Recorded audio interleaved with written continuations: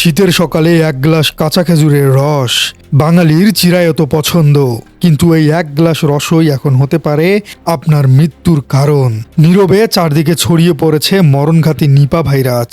এতদিন নির্দিষ্ট কিছু এলাকায় সীমাবদ্ধ থাকলেও আইইডিসিআর জানাচ্ছে বাংলাদেশের ৩৫টি জেলায় ছড়িয়ে পড়েছে এই ভাইরাসের ঝুঁকি।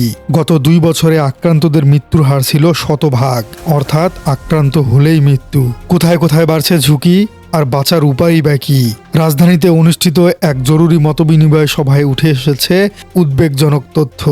গবেষকরা জানাচ্ছেন ফরিদপুর, রাজবাড়ী, নওগাঁ, লালমনিরহাটের মতো জেলাগুলো এখন নিপা ভাইরাসের হটস্পট। এমনকি দ্বীপ জেলা ভোলা, যেখানে আগে থেকেই কখনো নিপা ভাইরাসের অস্তিত্বই ছিল না, সেখানেও মিলেছে সংক্রমণ।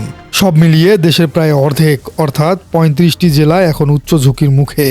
পরিসংখ্যান বলছে ২০০১ সাল থেকে ২০২৫ সাল পর্যন্ত ৩৪৭ জন আক্রান্ত হয়েছেন, যার মধ্যে প্রাণ হারিয়েছেন ২৪৯ জন। কিন্তু ভয়ের আসল কারণ কিন্তু অন্য জায়গায়। বিশেষজ্ঞরা বলছেন গত ২ বছর ধরে নিপা ভাইরাসে আক্রান্ত প্রতিটা মানুষই মারা গেছেন, আর যারা আগে বেঁচে ফিরেছেন তারাও সারা জীবনের জন্য পঙ্গুত্ব বা গুরুতর স্নায়ুবিক সমস্যায় ভুগছেন।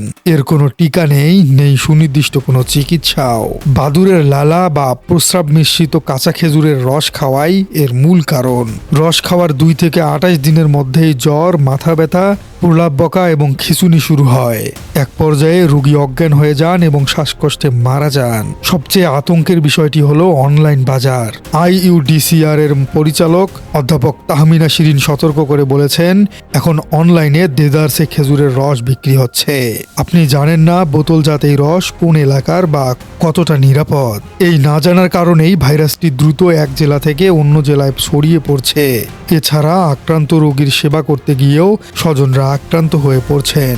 শখ করে খাওয়া এক চুমুক কাঁচা রস যেন আপনার পরিবারের কান্নার কারণ না হয়ে দাঁড়ায়। প্রিয় দর্শক, ভিডিওটি শেয়ার করে আপনার পরিবার এবং আশেপাশের লোকজনকে জানানোর সুযোগ করে দিন। আর ইতিমধ্যেই যদি আপনার এলাকায় ভাইরাসটি সংক্রমিত হয়ে থাকে তাহলে কমেন্টে জানিয়ে দিন।